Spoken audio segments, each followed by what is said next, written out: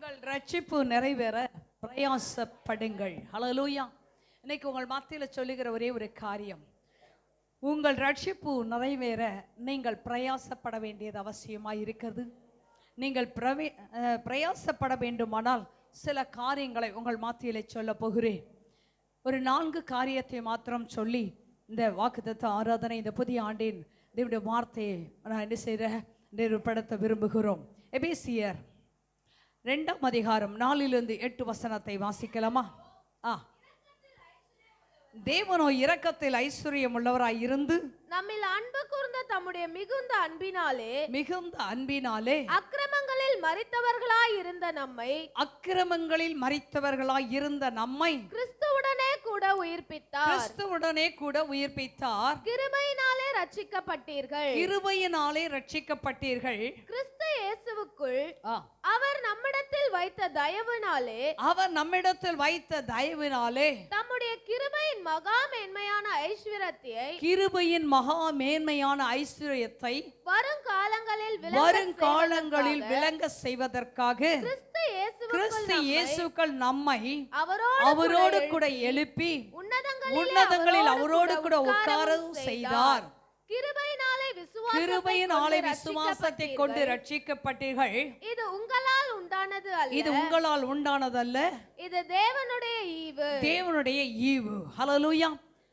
உங்கள் ரட்சிப்பு நிறைவேற நாம் என்ன செய்ய வேண்டுமா? பிரயாசப்பட வேண்டும். அந்த ரட்சிப்பு நமக்கு எப்படி கிடைத்தது என்பதை இந்த எபேசியர் நிருபத்தில் பவுல் எழுதுகிறார். நாம் எப்படிப்பட்டவர்களாக இருந்தோம்? அக்கிரமங்களில் மரித்தவர்களாய் இந்த நம்மை கிறிஸ்துவுடனே கூட உயிர்ப்பித்தார். கிருபையினாலே நம்ம என்ன செய்யிருக்கோமா? ரட்சிக்கப்பட்டிருக்கோம். நீங்கள் எல்லாரும் நம்ம எல்லாருக்கும் கிருபையினால நம்ம ஆண்டவர் பெரிய ரட்சிப்பை நமக்கு கொடுத்திருக்கிறார். இந்த ரட்சிப்பை எதுக்கு அப்படின்னு சொல்லி இந்த வசனத்தில் பார்க்கும் பொழுது, அவர் தம்முடைய கிருபையின் மகா தயவுனால இந்த காரியத்தை நமக்கு வருங்காலில் விளங்க செய்கிறார். எதுக்கு? அவரோடு நம்ம இருக்க வேண்டும் என்பதற்காக. பாருங்க 17வது வசனம், கிறிஸ்து இயேசுக்குள் நம்மை அவரோடு கூட எழுப்பி உன்னதங்களை அவரோடு உட்கார செய்தார். கிருபையினால் விசுவாசத்தை கொண்டு ரட்சிக்கப்பட்டீர்கள். இது உங்களால் உண்டானது அல்ல, இது தேவனுடைய ஈவு.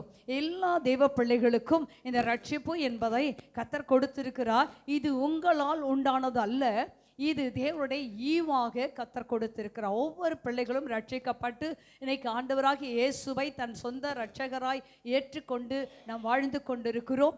இந்த ரட்சிப்பு எப்படிப்பட்டதுன்னா, கர்த்தர் நம்மேல் வைத்த பெரிய ஈவாய் இருக்கிறது. இது எத்தனையோ பேருக்கு கிடைக்காத ஒரு காரியத்தை கர்த்தர் நம்முடைய வாழ்க்கையில ரட்சிப்பை கொடுத்திருக்கிறார். கர்த்தர் நம்மேல் வைத்த ஒரு ஈவு, இரக்கம் என்று சொல்லி இந்த வேத வசனம் நமக்கு சொல்லுகிறது. ஹல்லேலூயா.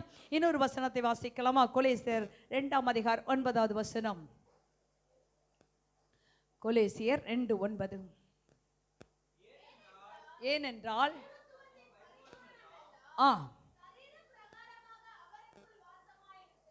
சரீர பிரகாரமாய் அவருக்குள் வாசமாய் இருக்கிறது. சகல துரைத்தனங்களுக்கும்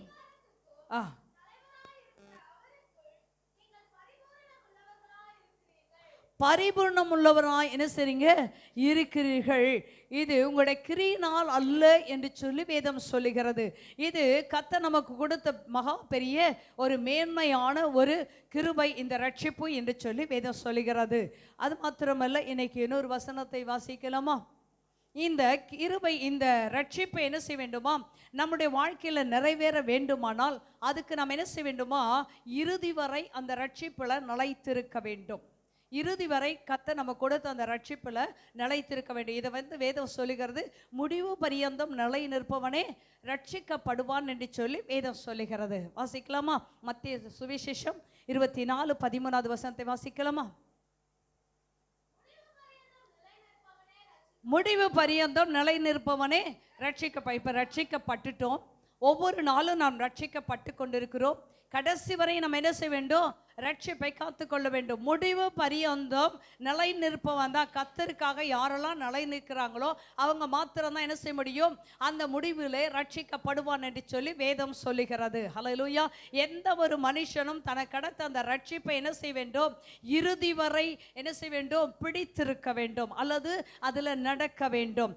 அதை என்ன செய்யக்கூடாது? தவறிவிடக்கூடாது. அந்த ரட்சிப்பை தவறிவிட்டோமானால் கர்த்தர் நமக்கு வைத்ததானே எல்லா விதமான ஆசீர்வாதத்தை இழந்து போய் விடுவோம். அதனால தான் ஆண்டவர் சொல்றாரு, நீங்க என்ன செய்ய வேண்டுமா? கடைசி வரை இந்த ரட்சிப்பில் என்ன செய்ய வேண்டும்? நிலைத்திருக்க வேண்டும் என்று சொல்லி சொல்லுகிறார். மார்க் 13:13 வாசிக்கலாமா?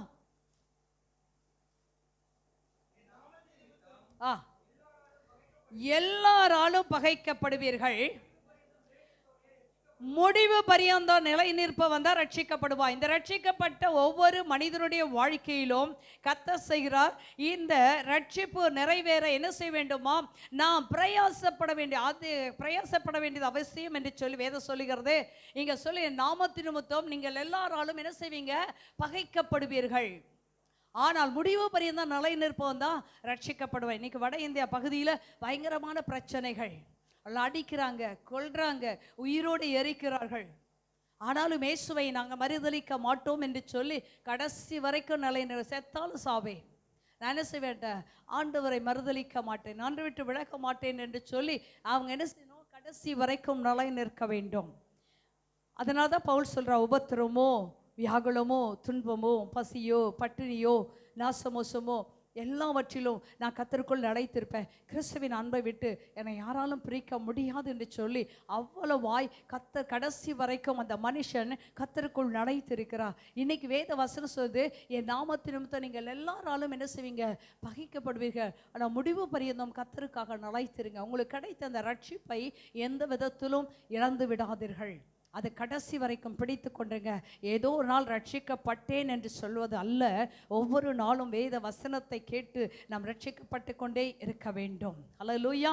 அப்ப என்ன உபத்திரவங்கள் வந்தாலும், பாடுகள் வந்தாலும், என்ன பகை வந்தாலும், என்ன நிந்தை வந்தாலும் நான் கடைசி வரைக்கும் ஆண்டவருக்காக என்ன செய்ய வேண்டும்? நிலைத்திருக்க வேண்டும். 1 கொரிந்தியர் 1ஆம் அதிகாரம் 8வது வசனத்தை வாசிக்கலாமா? 1 கொரிந்தியர் 1:8.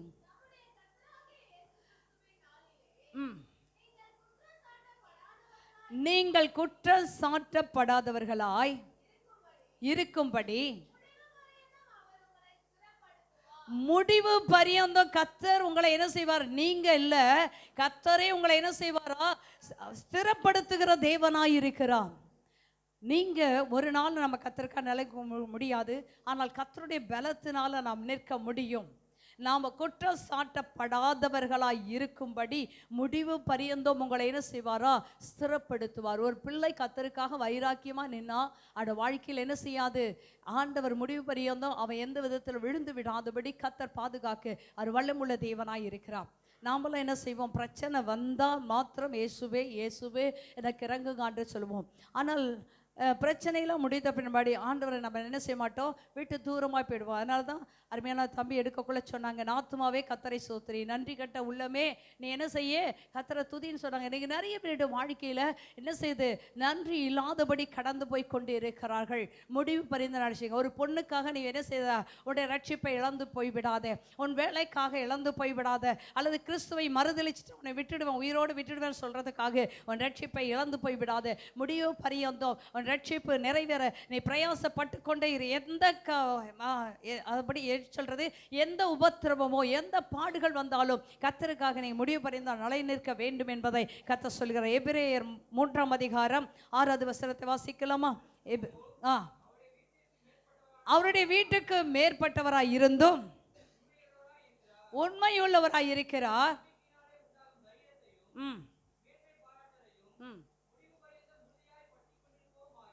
பற்றி கொண்டு இருப்போமாகில் நாம் வேதவசது கிறிஸ்து அவருடைய வீட்டுக்கு மேற்பட்டவரான குமாரனாக உண்மையுள்ளவராயிருக்கிறார். அவர் கிறிஸ்து ஆண்டவருக்கு என்ன செய்றாரா? உண்மையுள்ளவராயிருக்கிறார். நம்பிக்கையினாலே உண்டாகும் தைரியத்தையும் மேன்மை பாராட்டலையும் முடிவு பரிந்த உறுதியாய் நாம் பற்றி கொண்டு இருப்போமாகில் நாம் அவருடைய வீடாயிருப்போம். இந்த ரட்சிப்பு என்பது சாதாரணம் அல்ல. கிறிஸ்து சாதனமாய் இந்த ரட்சிப்பை நமக்கு தரவில்லை. அவர் விலையேற பெற்ற இரத்தத்தை நமக்கு சிந்தி இந்த கிருபையாய் நாம் ரட்சிக்கப்பட வேண்டும், அவருடைய சொந்த ஜனமாக வேண்டும் என்று அவர் விலைக்கரையம் பண்ணியிருக்கிறார் அவருடைய இரத்தத்தை. அந்த இரத்தத்தை சிந்தி தான் நம்மை சொந்த ஜனமாக கிரயத்தினால் நாம் கொல்லப்பட்டிருக்கிறோம். அல்லேலூயா. விலைக்கரையமாய் கர்த்தர் நம்மை வாங்கியிருக்கிறார். இதற்காக அவர் தன்னுடைய தேவனுடைய குமாரனாய் இருந்தும் அவருடைய வீட்டில் எங்கும் அவர் உண்மை உள்ளவராய் இருக்கிறது போல நீங்களும் நானும் என்ன செய்ய வேண்டும், அவருடைய வீட்டில் உண்மையுள்ளவராய் இருக்கும்படியாக இந்த கர்த்தர் என்ன செய்திருக்காரு, இந்த விலையேற பெற்ற ரட்சிப்பை கொடுத்திருக்கிறார். அல்லேலூயா.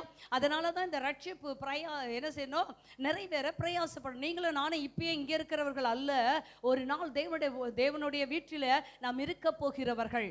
அவர் வந்தார், அவர் சித்தத்தை செய்து அவருடைய வீட்டில் இருக்கார். நீங்களும் நானும் இந்த ரட்சிப்பை காத்து கடைசி வரைக்கும் செல்வோமானால் நாம் தேவனுடைய வீடாய் இருப்போம் என்று சொல்லி வேத வசனம் சொல்லுகிறது. அல்லேலூயா. இந்த கடைசி நாட்களிலே வேத வசனத்தை படித்துக் கொள்ளுங்கள், கர்த்தர் நம்மை ஆசீர்வதிப்பார். அதே எபிரேயர் 3ஆம் அதிகாரம் 14வது வசனத்தை வாசிக்கலாமா? நாம் ஆரம்பத்திலே கொண்ட நம்பிக்கையை முடிவு பரியந்தம் உறுதியாய் பற்றி கொண்டு இருப்போமாகில்,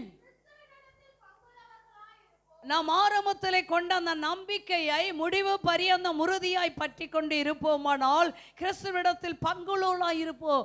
நாம் கர்த்தர் கொடுத்த அந்த ரட்சிப்பை, அந்த ரட்சிக்கப்பட்ட நாளிலே நமக்கும் தேவனுக்குள்ள அந்த அன்பு, அந்த உறவு, அந்த உடன்படிக்கையை முடிவு பரியந்தம் என்ன செய்ய வேண்டுமா, பற்றி கொண்டு இருக்க வேண்டும். அப்படி இருப்போமானால் நாம் தேவனிடத்தில் பங்குள்ளவர்களாய் இருக்க முடியும். அல்லேலூயா.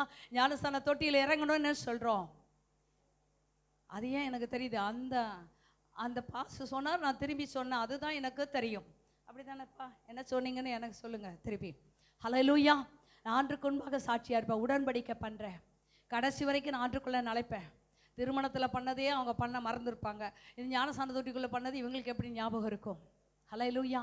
உடன்படிக்கை, அந்த ஆரம்பத்தில் கொண்ட அன்பு கிறிஸ்து மேலே முடிவு பரியந்தம் இருக்க வேண்டும். ரட்சிக்கப்பட்ட நாளில் எங்கள் அண்ணனுங்கள் நிமித்தம், எங்கள் சொந்தக்காரர்கள் நிமித்தம் எவ்வளோ போராட்டங்கள், பிரச்சனைகள். ஒரே ஒரு காரியம், 13 வயசில் ஆண்டரை ஏற்றுக்கொண்டாலும் கர்த்தரை விட்டு நான் விலகவே மாட்டேன், அவர் தான் எனக்கு வேணும். அதனால் அண்ணனை இழப்பேன், சொந்தத்தை இழப்பேன், எங்களுடைய சபை இழப்பேன், எது வேணா இழப்பேன். ஹல்லேலூயா. ஆனால் கர்த்தரை மாத்திரம் நான் இழக்க மாட்டேன்னு நான் பிடிச்சனால தான் இன்னைக்கு வரைக்கும் உங்கள் மத்தியில் ஒரு ஊழியக்காரியாக கர்த்தரை நிறுத்தியிருக்கா.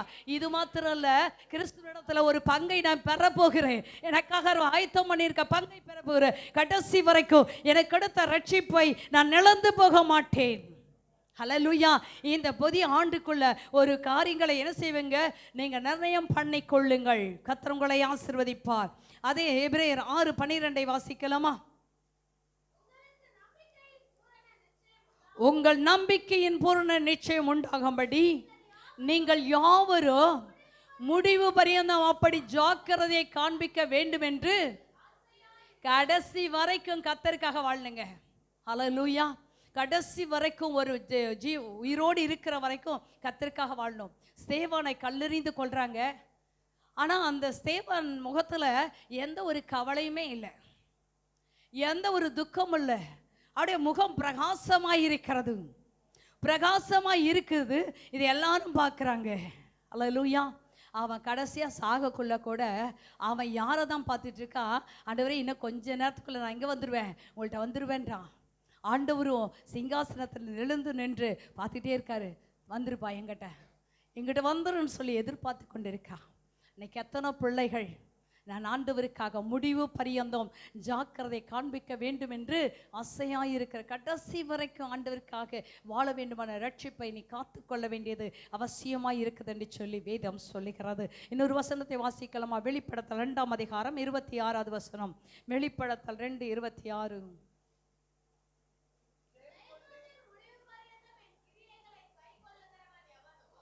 ஜெயங்கொண்டு முடிவு பரியந்தம் என் கிரியைகளை கை கொள்ளுகிறவன் எவனோ அவனுக்கு நான் என் பிதாவினிடத்தில் அதிகாரம் பெற்றது போல,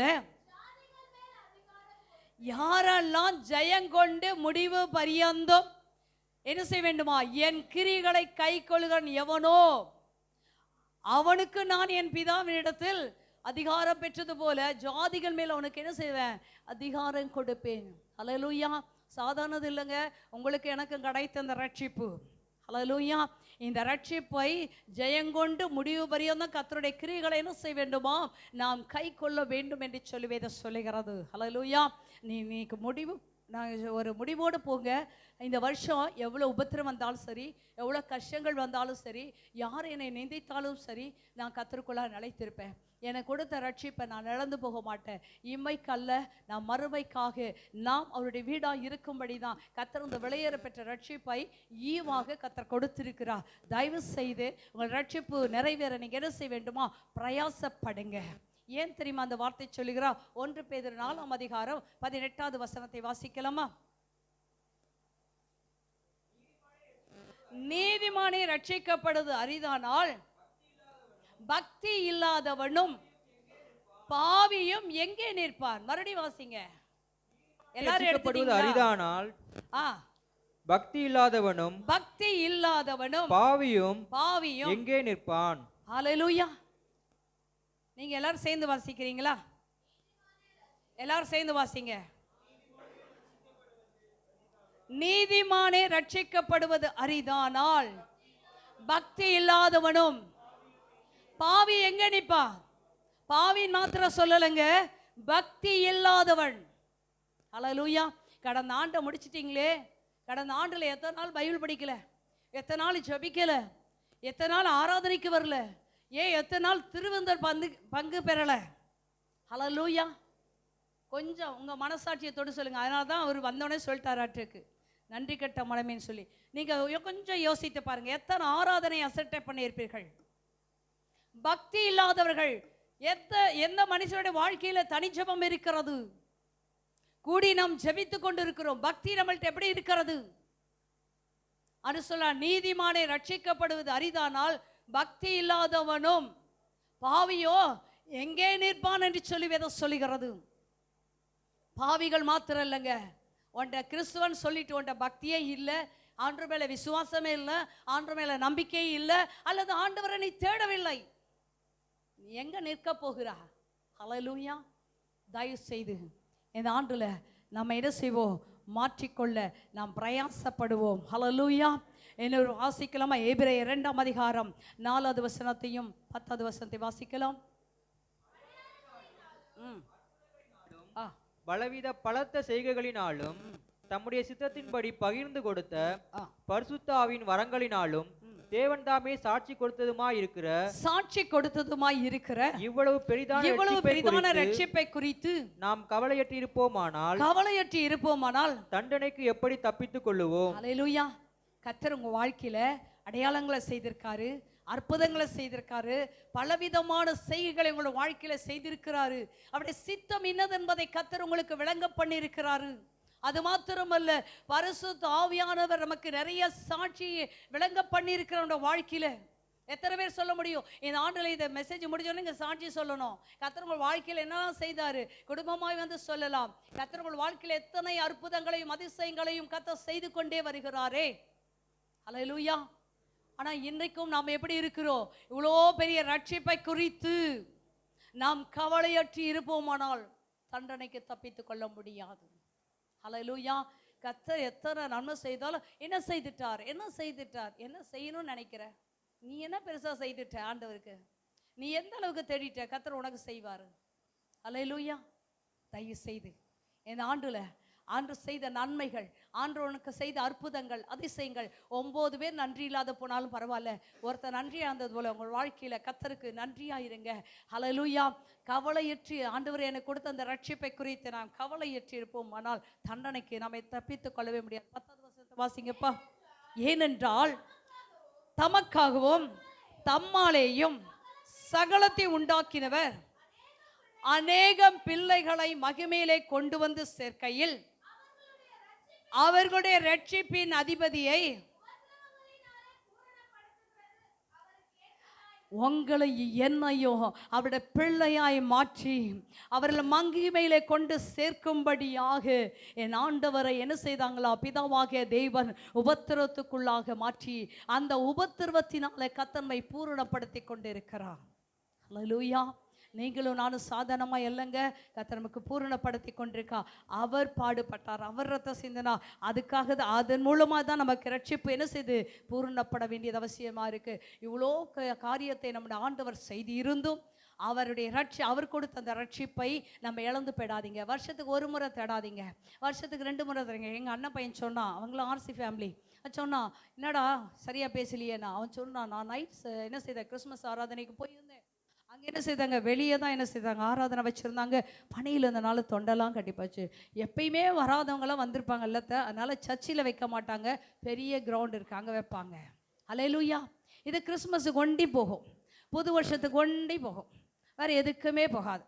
இது மண்டையில் என்ன ஏறும்னு எனக்கும் தெரியலை. அல்லேலூயா. வாரம் வாரம் கேட்குறவங்களுக்கே மண்டையில் ஏற மாட்டேனதுனாக்கா, வருஷத்துக்கு ஒரு முறை 2 முறை போகிறதுங்களுக்கெல்லாம் இதுக்கு ரட்சிப்பை குறித்து என்னங்க தெரியும்? போகணும், கை தட்டணும், பாடணும், வரணும். வீட்டுக்கு வந்தோடனே என்ன செய்யணும், பிரியாணி செய்யணும், சாப்பிடணும், அவங்க என்ன செய்யணும், ட்ரெஸ்ஸு போடணும், பக்கத்து வீட்டுக்கெல்லாம் முறுக்கு கொடுக்கணும், அதிர்ஷ்டம் கொடுக்கணும். இதுதான் வாழ்க்கை, ரட்சிப்பு. அதுதான் கிறிஸ்தவர்கள் இல்லைங்க. ரட்சிப்பு நிறைவேற பிரயாசப்படுங்க. கர்த்தர் எனக்காக ஜீவனை கொடுத்திருக்கிறார், என்னை பரிபூர்ணப்படுத்தும்படியாக, அவருடைய வீடாய் மாற்றும்படியாக, அவரிடத்தில் பங்கை கர்த்தர் கொடுக்கும்படியாக உங்கள் ஒவ்வொருவருக்கு ரட்சிப்பை கர்த்தர் கொடுத்திருக்கிறார். அதை குறித்து கவலையற்றவளாய் இல்லாதபடி நீங்கள் என்ன செய்ய வேண்டுமோ, உங்கள் ரட்சிப்பு நிறைவேற பிரயாசப்பட்டு கொண்டே இருங்க. ஹல்லேலூயா. இன்னொரு காரியத்தை உங்கள் மத்தியிலே சொல்லுகிறேன். 2வது ஒரு காரியம், ரட்சிப்பை என்ன செய்ய வேண்டுமா, காத்து கொள்ள வேண்டும். ஹல்லேலூயா. ரட்சிப்பை நிறைவேற பிரயாசப்பட வேண்டும். 2வது ரட்சிப்பை நாம் காத்து கொள்ள வேண்டும். ஹல்லேலூயா. நாம் காத்து கொள்ள வேண்டுமானால் பாவத்துக்கு விரோதமாக நாம் எதிர்த்து நிற்க வேண்டும். ஒவ்வொரு மனுஷனும் ரட்சிப்பை காத்து கொள்ள வேண்டியது அவசியமாக இருக்கிறது. அப்படி அவன் ரட்சிப்பை காத்து கொள்ள வேண்டுமானால் ஒரு காரியம் அவன் வாழ்க்கையில் வர வேண்டும், பாவத்துக்கு விரோதமாய் அவன் எதிர்த்து நிற்க வேண்டும். 3வது காரியம், பரிசுத்த ஆவியான் விருப்பத்தை நிறைவேற்ற வேண்டும். அல்லேலூயா.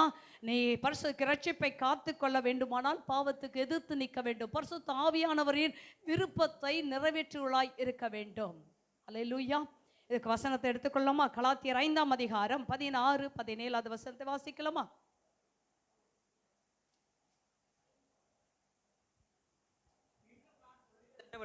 பின்னும் நான் சொல்லுகிறது என்னவென்றால், ஆவிக்கேற்றபடி நடந்து கொள்ளுங்கள், ஆவிக்கேற்றபடி நடந்து கொள்ளுங்கள், அப்பொழுது மாம்ச இச்சையை நிறைவேற்றாதிருப்பீர்கள். அப்பொழுது மாமிச இச்சையை நிறைவேற்றாதிருப்பீர்கள்.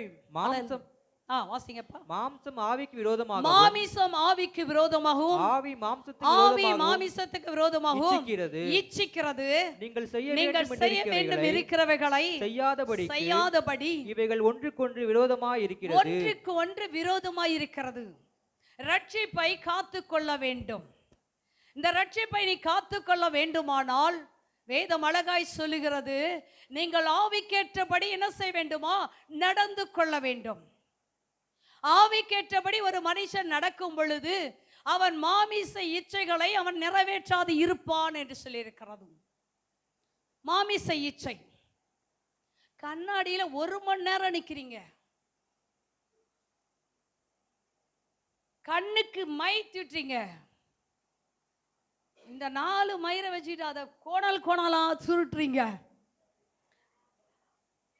ரட்சிப்பை காத்து கொள்ளுங்கன்னு சொன்னா இதை உருட்டுறதும் அதை உருட்டுறதும். புது வருஷத்தை ஜாக்கிரதையா இருங்க, ரட்சிப்பை காத்து கொள்ளுங்க. அம்மா போய் பாத்ரூம்ல குளிடிங்கன்னா வெளியே போய் குளிச்சாங்க, ஆனால் ஒரு ராஜா விழுந்து போக காரணமா இருந்தாங்க. உன்னை பார்த்து நீ ஆம்பளை பிள்ளையா இருந்தாலும் சரி, பொம்பளை பிள்ளையா சரி, மாமிச இச்சையை நிறைவேற்றுள்ளாய் நடக்காதபடி ஆவிக்கேற்றபடி நடந்து கொள்ளுங்க. ஆலயத்துக்கு போகும் பொழுது உன் நடையை காத்துக்கொள். புரியுதுங்களா? யாருக்கும் நம்ம இடையூறு உண்டாக்குற மாதிரி நம்ம வாழ்க்கை இருக்கக்கூடாது, நடக்க இருக்கக்கூடாது, பேச்சு இருக்கக்கூடாது. ஒருவேளை இந்த பிரசங்கத்தை நீ கடைசியாக கூட கேட்கலாம். இன்றைக்கே மனம் திரும்பிடு, இன்றைக்கே உடைய வாழ்க்கையை மாற்றிக்கொள். சாதாரணமாக எடுத்து நான் வர மாட்டேன். இன்றைக்கு உன் வாழ்க்கை சரியா என்ற கையில் ஒப்பு கொடுத்துரு. நீ ஆவியை உனக்கு கிடைத்த அந்த ரட்சிப்பை காத்துக்கொள்ள வேண்டுமானால் பாவத்துக்கு நீ எதிர்த்து நிற்கத்தான் வேண்டும். அப்படி நிற்க வேண்டுமானால் நீ என்ன செய்ய வேண்டும், ஆவிக்கேற்றபடி நீ நடந்து கொள்ள வேண்டும். மாமிச இச்சைகளை நிறைவேற்றுவதாய் இருக்கவே கூடாது. மாமிசம் ஆவிக்கு விரோதமா, ஆவி மாமிசத்துக்கு விரோதமா இச்சிக்கிறது. நீங்கள் செய்ய வேண்டும் என்று இருக்கிறவைகளை செய்யாதபடி ஒன்றுக்கொன்று விரோதமாய் இருக்கிறது. ஆனால் நீங்க தான் தெரிந்து கொள்ள வேண்டியது அவசியமாய் இருக்கிறது. ஹல்லேலூயா. எல்லாவற்றையும் அனுபவிக்க எனக்கு என்ன உண்டு? அதிகாரம் உண்டு. ஆனால் எல்லாம் எனக்கு என்ன செய்யாது? தகுதியாயிராது. ஹல்லேலூயா. அவங்கெல்லாம் ஆவிக்கேற்றபடி நடந்து கொண்டபடினால அந்த வசனத்தை இந்த வேதத்துல பரிசுத்த ஆவியான் மூலமா எழுதி வைத்திருக்கிறார்கள். ஒன்னு படிச்சு தெரிஞ்சுக்கோ, அல்லது ஊழியக்காரங்க சொல்றதை கேட்டு திருந்தி நடந்துக்கொள். ஹல்லேலூயா. போதக சிக்ஷையை என்னதா? ஜீவ வழி. காத்திருப்பு கூட்டத்துக்கு வந்தா தானே தெரியும், நம்ம வரமாட்டோமே. சரி, அடுத்த வசனத்து போலமா? ரோமர் 8ஆம் அதிகாரம் 4வது வசனத்தை வாசிங்க.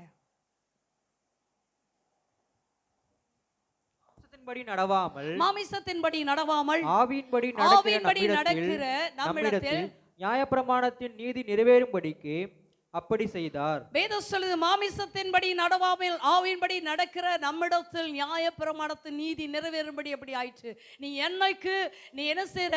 மாமிசத்தின்படி நடவாமல் ஆவியின்படி நடக்கிறையோ அப்பொழுது நியாயப்பிரமாணத்தின் நீதியை ஒரு மனிதன் நிறைவேற்றுகிறவனாய் இருக்கிறான் என்று வேதம் சொல்லுகிறது. ஹல்லேலூயா. அதிலே 14வது வசனத்தை வாசிக்கிறீங்களா? மேலும் எவர்கள் தேவனுடைய ஆவியினால் நடத்தப்படுகிறார்களோ அவர்கள் தேவனுடைய புத்திரராக. எவர்கள் தேவனுடைய ஆவியினால் நடத்தப்படுகிறார்களோ அவங்க மாத்திரம்தாங்க தேவனுடைய பிள்ளைகள். ஹல்லேலூயா. உங்களை எந்த ஆவி நடத்துதுன்னு கொஞ்சம் உட்கார்ந்து பாருங்க. ஹல்லேலூயா. எந்த ஆவி உன்னை நடத்தி கொண்டிருக்கிறது? பரிசுத்த ஆவியானவர் நடத்தி கொண்டிருக்கிறாரா இல்லையா? பரிசுத்த ஆவியானவர் உன்னை நடத்துவாரானால் நீ தேவனுடைய புத்திரராய் புத்திரியாய் வாழ முடியும், இருக்க முடியும், அங்கீகாரத்தை பெற்றுக்கொள்ள முடியும். ஹல்லேலூயா. 2 தீமோத்தேயு 2ஆம் அதிகாரம் 12வது வசனம். 2 தீமோத்தேயு 2ஆம் அதிகாரம் 12வது வசனம்.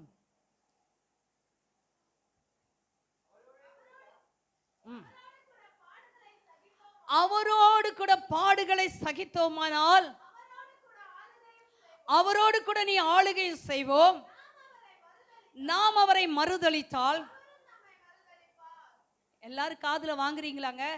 பைபிள் எங்க இருக்குன்னு தேடாதீங்க, இங்க போட்டிருக்காங்க பாருங்க பசங்க, அதனாச்சு பாருங்க. ஏன்னா நீங்க பைபிள் எப்படின்னா, நான் புதிய ஏற்பாட்டில் சொல்லிட்டு இருக்கேன், ஆனா நீங்க பழைய ஏற்பாட்டில் தேடிட்டு இருக்கீங்க. நான் உங்களை பார்க்குறேன், நீங்க இத்தனை பேர் என்ன பார்க்குறீங்க, ஆனால் நான் 2 கண்ணில் உங்களை எல்லாத்தையும் பார்த்துட்டு தான் இருக்கேன். என்கிட்ட யாரும் தப்ப முடியாது.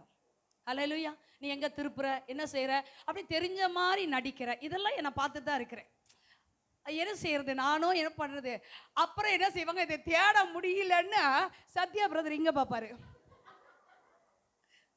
பயங்கரமான ஆளுங்கப்பா. மேசியா ஜப விசுவாசிங்கெல்லாம் அடிச்சுக்கவே முடியாது, அவ்வளோ நல்ல ஆளுங்க. சரி, மறுபடியும் படிங்க. அவரோடு கூட பாடுகளை சகித்தோமானால் அவரோடு கூட நீங்கள் ஆளுகை செய்வோம். நாம் அவரை மறுதலித்தாள். போதுமாங்க? ரட்சிப்பை நீ காத்து கொள்ளலன்னா, பாவத்துக்கு எதிர்த்து நிக்கலனா, அல்லது பரிசுத்த ஆவியானவருக்கு பிரியமா நடக்கலனா, அவர் சொல்றாரு, என்னோடு நீ பாடுகளை சகித்தா என்னோடு கூட நீ என்ன செய்வ? ஆளுகையும் செய்வாய். சின்ன சின்ன வந்தா என்ன செய்த? சுடு தண்ணிக்கு கூட என்னவோ சொல்லுவாங்களே, சுடு தண்ணி கொதி கூட தாங்க மாட்டாங்களே, சின்ன லேசா ஒரு கொதி தண்ணி பட்டுடுச்சுன்னா ஒரே துடிப்பாங்க. நானும் எத்தனையோ முறை சாப்பாடு வடிக்கல கையெல்லாம் ஊற்றுவேன், ஆனால் ஒரு நாள் அது கொப்பளப்படாது. நான் அதை பற்றி கவலைப்பட மாட்டேன். அது என்னை ஒன்றும் செய்யாது அப்படின்னு எனக்கு தெரியும். அது ஒன்றும் செய்ததே கிடையாது. சின்ன ஒரு காரியத்தை கூட கோச்சுக்குவாங்கங்க, சின்ன ஒரு காரியத்தை கூட கோச்சு. நீ எங்கெங்க கர்த்தருக்காக நீ பாடுகளை அனுபவிக்க போற? எங்கெங்க பாடுகளை அனுபவிக்க போற? நான் தானே பாஸ்டர்மா, நான் ஒன்று சொன்னாதான் என்ன போயிடும்? சின்ன காரியத்தை உன்னால் தாங்க முடியலையே, நீ எங்க அடி உதெல்லாம் வாங்கிட்டு நிற்க போற? உனக்கு கிடைச்ச ரட்சிப்பு கர்த்தருடைய ஈவதை காத்துக்கொள். சின்ன சின்ன காரியத்துக்கெல்லாம் என்ன செய்யாத, நீ முரட்டாட்டம் பண்ணாத, பாஸ்டர் மடையில் ஏற்றி நிற்காத, கர்த்தர்ட்டையும் ஏற்றி நிற்காத. தயவு செய்து உன் வாழ்க்கையை என்ன செய்யுங்க, சரிப்படுத்தி கொள்ளுங்க. உங்களுக்கு கிடைச்ச அந்த ரட்சிப்பை காத்துக்கொள்ளணும். நீதிமான் கொட்டுவது என் தலைக்கு எண்ணெய் போல இருக்கிறது, கை அள்ள தட்டாது. ஹல்லேலூயா. கத்தருக்காக ஒரு ரட்சிப்பை காத்துக்கொள்ளணும்னா பாஸ்டர் அம்மா வந்து திட்டுவாங்க. நீ கவலைப்படாத, நீ ஒன்று சரி பண்ணிக்கோ, உன்னை என்ன செய்வேன், நான் கொஞ்சம் தான் செய்வேன், உன்னை விட்டா எனக்கு யார கதியே இல்லை, என்னை விட்டா உனக்கு வேற இல்லை, நம்ம 2 பேரும் சேர்ந்து பரலோகத்து போனோம், அதுக்காக தான் உங்களை உருவாக்குற, தயவு செய்து உங்களை மாற்றிக்கொள்ளுங்க. 2வது ஒரு காரியத்துக்கு போகலாமா? வெளிப்படுத்த 12ஆம் அதிகாரம் 11வது வசனம். மரணம் நேரிடுகிறதா இருந்தாலும்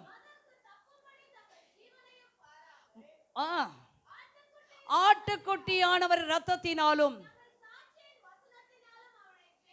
மரணம் நேரிடுகிறதா இருந்தாலும் அதற்கு தப்பும்படி தங்கள் ஜீவனையும் பாராமல் ஆட்டுக்குட்டிய இரத்தத்தினாலும் சாட்சியின் வசனத்தினாலும் அவனை ஜெயித்தார்கள். ஹல்லேலூயா. ரட்சிப்பை காத்துக்கொள்றதுனா சாதாரண காரியமே இல்லைங்க. ஹல்லேலூயா. சும்மா பைபிளை தூக்கிட்டு வர்றதும் செய்யறதும் நான் நிறைய பேரை நோட் பண்ணிக்கிட்டே தான் இருப்பேன். இது தனி ஜபம் இருக்குதா, வேதம் வாசிப்பா, நிறைய நேரம் நான் தான் உட்காந்து அழுதுகிட்டே இருக்கேன். ஆண்டவரே, இந்த பிள்ளைங்களை எப்படி நான் கூட்டிகிட்டு வர்றது, இதுங்க எல்லாம் என்ன செய்யுது, அரைகுறையாக உக்காந்துட்டு இருக்குது, இது கடவுளையே தேட மாட்டேங்குது, என் கையில் வேற கொடுத்துட்டீங்களே, இதை பரலோகத்துக்கு கொண்டு வந்து சேர்க்கலன்னா என்னை கணக்கேற்பீங்களே, நான் என்ன பண்ணுறது அப்படி சொல்லி ஒவ்வொரு நாளும் அழுகிறேன். ஏன்னா அகத்தின் அளவு எதில் தெரியுங்க, முகத்தில் தெரியும். பவுடர் போட்டா இல்லைங்க, நீ ஜெபிக்கிற ஜெபம், வேத வாசிப்போம், முகத்தை பிரகாசிக்க பண்ணும். உன் முகத்தை பார்த்தாலே நான் கண்டுபிடிச்சிருவேன், இது ஜெபம் பண்ணிட்டு வந்தது, இன்னைக்கு பைபிள் தான் படிச்சுட்டு. ஞாயிற்றுக்கிழமையில கேட்டு பாருங்க, இன்னைக்கு பைபிள் படிச்சுட்டு வந்தீங்கன்னா, பாஸ்டர்மா நான் சர்ச்சுக்கு வந்ததே பெரிய காரியம், இதுல பைபிள் வேற படிச்சுட்டு வரணுமா, ஜெபம் வேற பண்ணிட்டு வரணுமா, இது ஜெபம் பண்ணாத வரனால நான் எவ்வளவு ஜெபம் பண்ணாலும் என்னால் பிரசங்கம் கூட பண்ண முடியாது இருக்கு. ஆகான் மாதிரி வந்து உட்கார்றாங்க. ஹல்லேலூயா. மரண நேரிடுகிறதா இருந்தாலும் ஹல்லேலூயா அதற்கு தப்பும்படி தங்கள் ஜீவனை பாராமல் ஆட்டுக்குட்டிய ரத்தத்தினாலும் தங்கள் சாட்சியின் வசத்தினாலும் ஆண்டு என்ன செய்ய வேண்டுமா, ஜெயிக்கிறவளா இருக்க வேண்டும். ஒரு வீர பெண்மணியா அல்ல ஒரு ஆண்களா இருங்க, கத்தருக்காக நான் ஜெயம் எடுக்க வேண்டும் என்றதை புதிய ஆண்டுல ஒரு பொருத்தனையோடு நீங்கள் கடந்து போங்கள். கத்தர் உங்களை ஆசீர்வதிப்பார். எபேசியர் 6ஆம் அதிகாரம் 11, 12, 13வது வசனத்தை பார்ப்போம். ஏனெனில் மாமிசத்தோடும் இரத்தத்தோடும் அல்ல, துரைத்தனங்களோடும் அதிகாரங்களோடும் இப்பிரபஞ்சத்தின் அந்தகார லோகாதிபதிகளோடும் வானமண்டலத்தில் பொல்லாத ஆவிகளின் சேனைகளோடும் போராட்டம் உண்டு. தீங்கு நாளிலே நீங்கள் அவைகளை எதிர்க்கவும் சகலத்தையும் செய்து முடித்தவர்களாய் நிற்கவும் திராணி உள்ளவர்கள் ஆகும்படிக்கு சர்வாயுத வர்க்கத்தை எடுத்து கொள்ளுங்கள். ஹல்லேலூயா. பிசாசின் தந்திரங்களோடு நீங்க எதிர்த்து நிற்க என்ன வேண்டும், திராணி உள்ளவர்களாய் மாற வேண்டும். எங்கெல்லாம் போராட்டம் இருக்குங்க, மாமிசத்தோடு ஒன்னுகிட்டே ஃபர்ஸ்ட் போராட்டம் இருக்கு, ரத்தம் நம்முடைய பிள்ளைகளோட போராட்டம். ஹல்லேலூயா. துரைத்தனங்கள் அதிகாரங்கள் வெளியே இருக்கிற அரசியல் மூலமாக என்ன செய்து போராட்டம் நமக்கு நிறைய வந்துகிட்டு தான் இருக்கும்.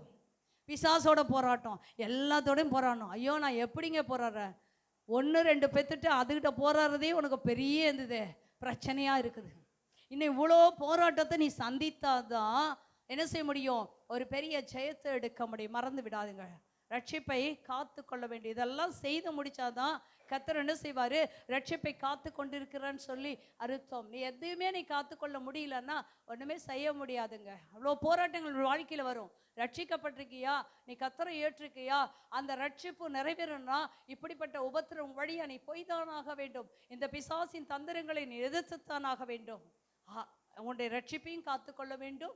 அதே சொல்ல பாவத்தை எதிர்த்து நின்று பரிசுத்த ஆவியானவருடைய விருப்பத்தை நிறைவேற்றுவளாய் இருக்க வேண்டும். 2வது ஒரு காரியம். 3வது ஒரு காரியத்துக்கு நேராக இந்த வேளையில கடந்து போவோம். ஹல்லேலூயா. பிலிப்பியர் 2ஆம் அதிகாரம் 13வது வசனத்தை எடுத்துக்கொள்வோம். பிலிப்பியர் 2:13. ஏனெனில் தேவனே தம்முடைய தயவுள்ள சித்தத்தின்படி விருப்பத்தையும் செய்கையும் அவர் உங்களில் என்ன செய்றாரா, உண்டாக்குகிறவராயிருக்கிறார். ஹல்லேலூயா. ஏனெனில் தேவன் தாமே தம்முடைய தயவுள்ள சித்தத்தின்படி விருப்பத்தையும் செய்கை உங்களில் என்ன செய்ய வேண்டுமா, நிறைவேற்ற வேண்டும். கர்த்தர் உங்களை கொண்டு தான் அந்த ரட்சிப்பை என்ன செய்ய வேண்டும், நிறைவேற்ற அவர் பிரியம் கொண்டிருக்கிறார். இப்போ இந்த ரட்சிப்பை நிறைவேற்றணும்னு நினைக்கிறக்குள்ள நான் என்ன செய்ய வேண்டும், இன்னும் கர்த்தரை என்ன செய்ய வேண்டுமா, கிட்டி சேர்கிறவர்களாய் இருக்க வேண்டும். அடுத்த கிறிஸ்துவின் வல்லமையை என்ன செய்ய வேண்டும், நான் பெற்றுக்கொள்ள வேண்டும். அதனால தான் அபிஷேகத்தை பெற்றுக்கொள்ளுங்க அப்படி சொல்றது.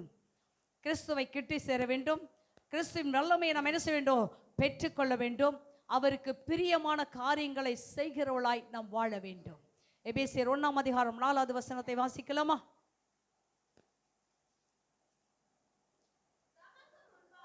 தமக்கு முன்பாக நீ கிறிஸ்துவை கிட்டி சேர வேண்டுமானால், அல்லது அவள் தயவுள்ள சித்தத்தை நிறைவேற்ற வேண்டுமானால் நீ என்ன செய்ய வேண்டும் என்பதை இந்த வேத வசனம் சொல்லுகிறது. தமக்கு முன்பாக நீ எப்படி இருக்க வேண்டுமா, அன்பில் பரிசுத்தம் உள்ளவர்களாய் இருக்க வேண்டும். குற்றமில்லாதவர்களாய் இருப்பதற்கு அவர் உலக தோற்றத்துக்கு முன்னாய் கிறிஸ்துவுக்குள் நம்மை தெரிந்து கொண்டிருக்கிறார். சாதாரணமாக இந்த தெரிந்து கொள்ளுதல் அல்ல. நம்முடைய அன்பு கூட எப்படி இருக்க வேண்டுமா, பரிசுத்தமாய் இருக்க வேண்டும்.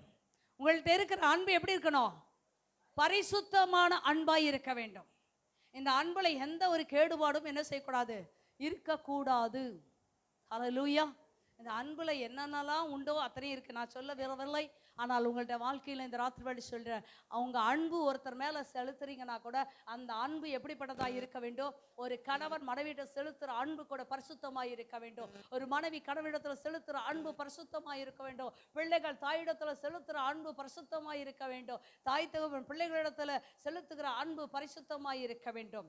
அடுத்தது குற்றமில்லாதவளாய் இருக்க வேண்டும். ஹல்லேலூயா. இதுக்கு தான் உலக தோற்றத்துக்கு முன்பாக கர்த்தர் கிறிஸ்துவுக்குள் நம்ம என்ன செய்கிறோம், தெரிந்து கொண்டிருக்கிறோம். கர்த்தரை கிட்டி சேர வேண்டும், அவருடைய வல்லமையை பெற்றுக்கொள்ள வேண்டும்.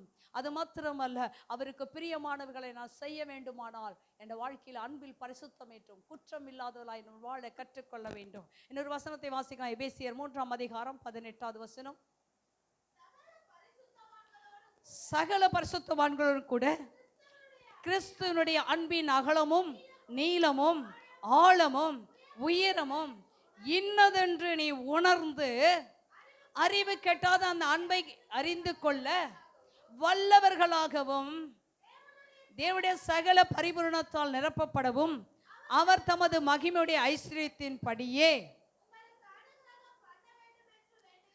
இந்த ஆண்டவர் எவ்வளவு அழகா சொல்ற பார்த்தீங்களா, சகல பரிசுத்தவான்களோடும் கிறிஸ்துடைய அன்பின் அகல ஆழம் உயரம் என்னதென்பதை என்ன செய்யணும், நீங்க உணர்ந்து கொள்ள வேண்டுங்க. அவர்கிட்ட கிட்டி சேர்வது மாத்திரமல்ல, அவருக்கு பிரியமானதை செய்ய வேண்டுமானால் நான் என்ன செய்ய வேண்டும், அவருடைய அன்பின் அகல ஆழம் என்னதென்பதை நான் என்ன செய்ய வேண்டும், அறிந்து கொள்ள வேண்டியது அவசியமாய் இருக்கிறது. ஹல்லேலூயா. அறிவு கெட்டாத அந்த அன்பை அறிந்து கொள்ள நான் எப்படிப்பட்டவர்களாக இருக்க வேண்டும், வல்லவர்களாக வேண்டும். தேவனுடைய சகல பரிபூரணத்தினால் நான் நிரப்பப்பட வேண்டியது அவசியமாய் இருக்கிறது. ஹல்லேலூயா.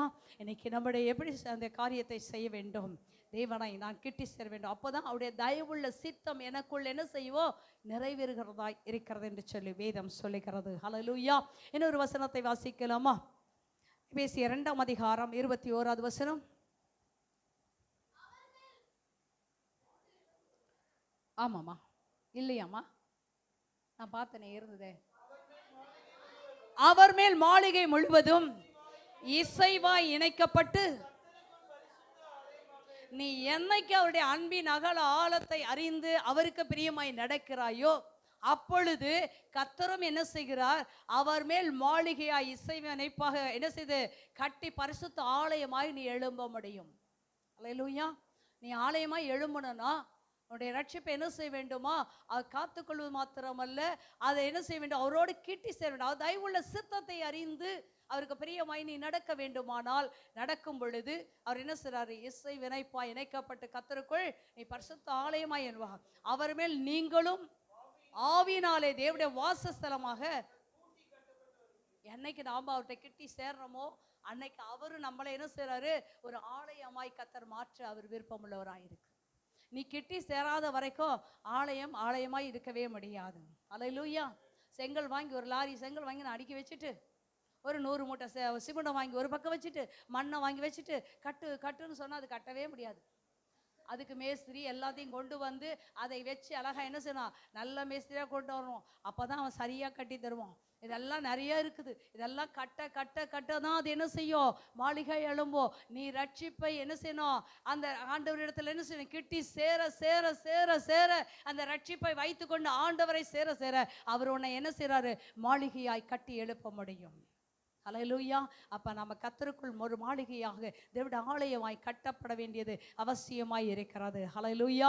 வாசிக்கலாமா? அதுக்கு நான் என்ன செய்வேன், இன்னொரு காரியம் 1 பேதுரு 2ஆம் அதிகாரம் 4 5வது வசனத்தை வாசிக்கலாம். 1 பேதுரு 2ஆம் அதிகாரம் 4வது வசனம் 5வது வசனம்.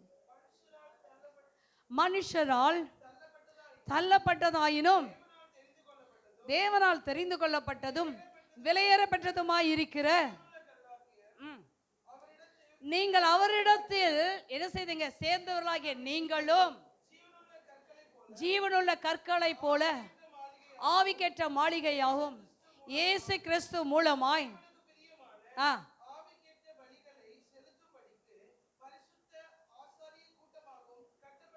நீ கர்த்தருக்குள்ளாக நீ வந்துட்டீனா, கர்த்தருக்குள்ளாக நீ கிட்டி சேர ஆரம்பிச்சிட்டீனா, மனுஷரால் நீ தள்ளப்பட்டு இருக்கலாம், ஆனால் தேவனால் நாம் தெரிந்து கொள்ளப்பட்டவளாய் மாறுகிறோம், விலையேற பெற்றவளாய் மாறுகிறோம்.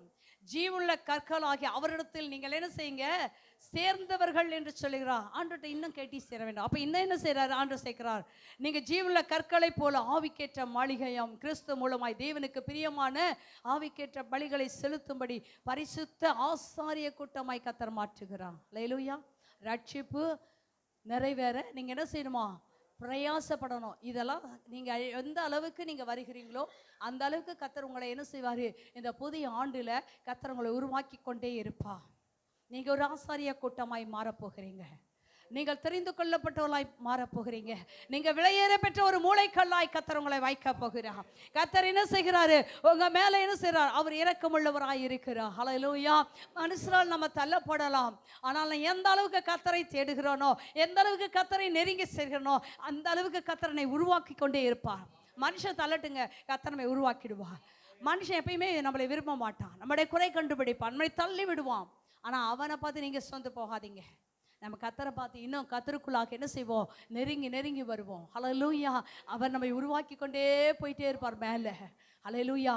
ரட்சிப்பு நிறைவேற என்ன செய்யணும், நீங்கள் நிறைய பிரயாசப்படணும்னா நீ கிட்டி சேர வேண்டியது அவசியமாக இருக்குது. 4வது ஒரு காரியத்தை சொல்லி இந்த வேளையிலே நான் முடிக்க போகிறேன். அதிக பயத்தோடு என்ன செய்யணுமா, பயத்தோடும் நடுக்கத்தோடு என்ன செய்யணுமா, ரட்சிப்பு நிறைவேற பிரயாசப்படும். இது அடுத்த வாரம் ஞாயிற்றுக்கிழமை எடுப்பேன். இப்போ ஒரு சில காரியம், நமக்கு எப்படிப்பட்ட பயமும் நடுக்கமும் வேண்டும் என்று சொன்னால், ஒரு பரிசுத்த பயமும் நடுக்கமும் நம்முடைய வாழ்க்கையில் வேண்டும். ஏதோ பயப்படுறதெல்லாம் ஒன்றும் இல்லைங்க. ஐயோ ஆண்டவர் அடிச்சிருவாரு, அல்லது கண்ணை குத்திடுவாரு, அல்லது என்னை வெட்டி போட்டுருவார், அப்படிலாம் வேண்டாம். ஒரு பரிசுத்த ஒரு பயம் இருக்க வேண்டும். அவர் பரிசுத்தர் ஆகையால் நானும் எப்படிப்பட்டவளா இருக்க வேண்டும், பரிசுத்தமாய் வாழ வேண்டும். ஹல்லேலூயா. இதை தான் கர்த்தர் விரும்புகிறார். வாசிக்கலாமா? பிலிப்பியர் 2ஆம் அதிகாரம் 12வது வசனத்தில் நம்ம ஏற்கனவே வாசித்தோம். பின்பகுதி மாத்திரம் வாசிங்க. அதிக பயத்தோடும் நடுக்கத்தோடும் உங்கள் ரட்சிப்பு நிறைவேற பிரயாசப்படுங்கள். அந்த ரட்சிப்பு நிறைவேற பிரயாசப்படுங்கள் என்று சொல்றதா நான் உங்களுக்கு சொல்றேன். பரிசுத்த ஒரு பயம் நம்முடைய வாழ்க்கையில் இருக்க வேண்டும். சங்கீதம் 2வது சங்கீதம் 11வது வசனத்தை வாசிக்கலாமா? சங்கீதம் 2:11 தெரியும். நீங்க ஒரு பரிசுத்த பயத்துடனே கர்த்தரை சேவியுங்கள், நடுக்கத்துடனே என்ன செய்யுங்களா, களை கூறுங்கள். ஏன் இந்த வசனம்? அடுத்த வசனம், குமாரன் கோபம் கொள்ளாமலும் வழியிலே அழிந்து போகாமல் இருக்கும்படி அவரை முத்தம் செய்யுங்கள். கொஞ்ச காலத்தில் அவருடைய கோபம் பற்றி எரியும், அவரை அண்டிக் கொள்ளுகிறவர்கள் யாவரும் பாக்கியவான்கள். அதனால தான் இந்த 11வது வசனம் சொல்லுது, பயத்துடனே கர்த்தரை சேவிங்க, நடுக்கத்துடனே ஆராதனை செய்யுங்க. ஹல்லேலூயா. இன்னைக்கு எத்தனை பேர் பயத்துடனே கர்த்தரை சேவித்துக் கொண்டிருக்கிறோம், நடுக்கத்தோடு அவருக்கு ஆராதனை செய்து கொண்டிருக்கிறோம். கண்ண முடிய ஆராதனை செய்யாது. யோசித்து பாருங்க, எப்படிங்க உங்க கண்ணை திறந்துட்டு வேடிக்கை பார்க்குறீங்க? ஒரு பரிசுத்த பயம் உனக்கு இல்லை, தேவ சமூகத்தில் போற ஒரு நடுக்கம் உனக்கு இல்லை, அதனால கண்ணை மூட மாட்டுறது. ஆசிரமாவையோ மற்றவங்களே நீ பார்க்கவே கூடாது.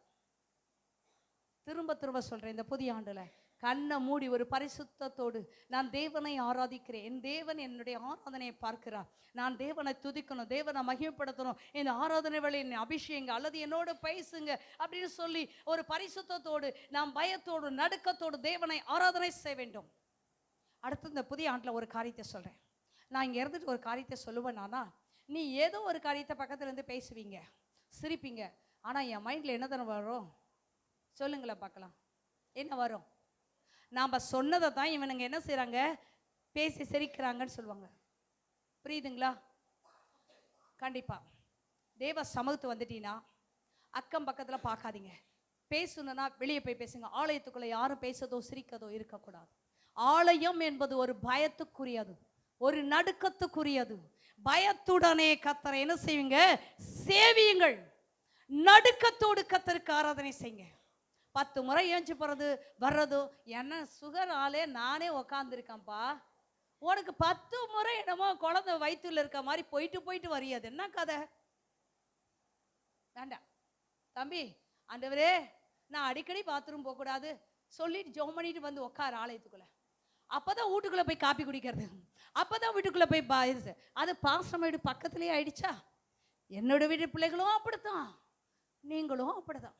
அப்போதான் தண்ணி தாகம். தண்ணி வரக்குள்ள ஒரு வாட்டர்கேனில் பிடிச்சிட்டு வந்து இங்கே உட்காந்திக்கும்.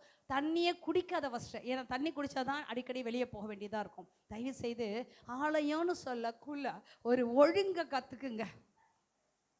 எதெல்லாம் சொல்லி தர வேண்டியது அவசியமாக இருக்கும். ஒழுங்காக உட்காந்து தேவனை ஆரம்பிங்க.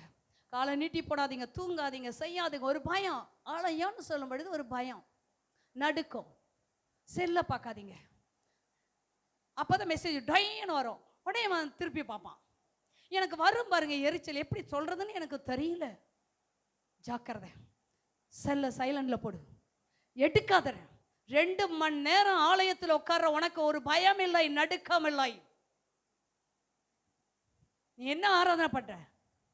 பெபியால் சிஸ்டர் வந்து காணிக்க போட்டு டமால் எடுத்து ஓடுறாங்க. ஏன் ஓடணும்? தள்ள போற காரியமா தான் சார், நான் ஆலயத்தை முடிச்சு தான் வருவேன் சொல்லு. நாங்கள்லாம் பைத்தியக்காரங்களா? செத்த எங்களுடைய மூத்தார் பிள்ளை வீட்டில் வச்சுட்டு ஆராதனை நடத்திட்டு வந்து அடக்கம் பண்ணோம். நாங்கள் என் அம்மா உயிருக்கு போராடிக்கா செத்துறோம், ஒரு 2 மணி நேரத்தில் செத்துனோம். அவங்க வச்சுட்டு போய் நான் ஆராதனை பண்ணிட்டு முழு ஜெபம் நடத்திட்டு வந்தோம். பின்னாடி நான் போய் படுக்கிறேன், டயர்டாக இருக்குன்னு ஆண்டு சொல்கிறேன். உங்கள் அம்மா நான் எடுத்துட்டேன் ஏந்திரி, நான் சொல்லிட்டு போனேன். நான் வந்த பின்னாடி எங்கள் அம்மா எடுத்துங்கன்னு சொல்லிட்டு போனேன். அந்த உயிர் போகிற நேரத்தில் கூட வீட்டில் விட்டுட்டு நான் ஆராதனை நடத்தினோம். கர்த்தர் எங்களுடைய பயத்தை பார்க்கிறோம், வைராக்கியத்தை பார்க்கிறோம். இது வரைக்கும் நான் எந்த கல்யாணத்துக்கு போக மாட்டேன், எந்த ஒரு நல்லது கெடுத்து போக மாட்டேன். செத்தா கூட நான் போக மாட்டேன். என் சித்தி செத்தாங்க, போகல. ஆலயம்